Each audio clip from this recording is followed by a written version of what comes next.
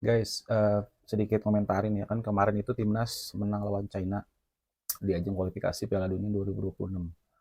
Eh, kan diapresiasi sama Presiden Prabowo Subianto ya. Jadi Pak Prabowo ini ngajak timnas ini datang ke kediaman, jadi dijamu gitulah. Eh, Benar hal biasa sih. Nah, cuman ada berita yang heboh adalah pulangnya ini dikasih cenderamata atau oleh-oleh. Akhirnya yang kita lihat, yang seperti banyak di media sosial berseliweran ya, dikasih Rolex. Nah, jadi si pemain ini ngasih lihat semua. Nah, ini nggak tahu nih yang dikasih ini cuma pemain aja atau semuanya nih satu-satu satu tim. Kan pemainnya ada 30 kalau nggak salah. Belum lagi staf pelatihnya kan, Patrick Kluivert, asistennya Dani Lanzar, Alex Pastur, belum lagi eh, pelatih-pelatih yang lain kayak pelatih kiper gitu kan. Bumuk lah pokoknya, staf pelatih Patrick Kluivert. Jadi mungkin lebih dari 30 pastinya dong. Belum lagi mungkin yang lokal. Kayak Pak Sumardi juga manajernya dapat apa enggak tuh. Nah, karena gue nggak tahu harga si jam Rolexnya, kan gue nggak ngerti jam-jam mahal, ternyata ada yang nge-spill harganya itu 200 sampai 300 juta paling murah dan bisa lebih gitu. eh Terlihat biasa aja ya, karena ya di tengah euforia kemenangan timnas, terus juga peluang untuk lolos makin besar karena kita udah lolos ke round 4 gitu. Makin dekat untuk peluang lolosnya.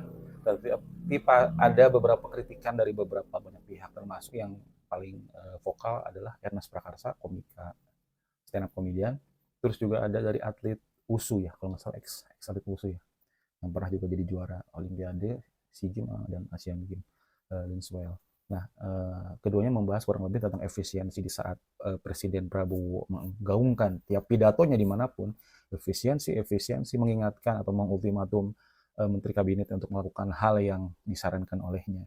Kalau tidak patuh katanya akan kena reshuffle lah gitu, atau kena dampaknya lah gitu kalau nggak ikutin aturan dari Presiden, utamakan rakyat, eh, apa kepentingan di atas kepentingan rakyat. Tapi ini justru malah seperti tidak pro rakyat gitu. Nah, gue melihat dari dua sisi. Dari sisi pertama adalah gue setuju dengan beberapa komentar yang tadi mengkritik. Ya memang di saat negara kita lagi banyak pajak yang dinaikkan gitu. Terus Bu Sri Mulyani Menteri Keuangan juga udah mulai minta semua warga Indonesia narik ikat pinggang gitu. Terus kementerian atau kabinet Pak Prabowo yang bengkak juga, lebih banyak menterinya dibanding zaman kemarin Pak Jokowi. Artinya kan dananya pasti nambah lagi. Meskipun gaungnya terus efisiensi, efisiensi termasuk ke bidang olahraga gitu. Terkena dampaknya. Eh, Cuman ya sah-sah aja sih kalau memang itu pemberian dari Pak Prabowo dari kantong atau koceknya pribadi sendiri gitu.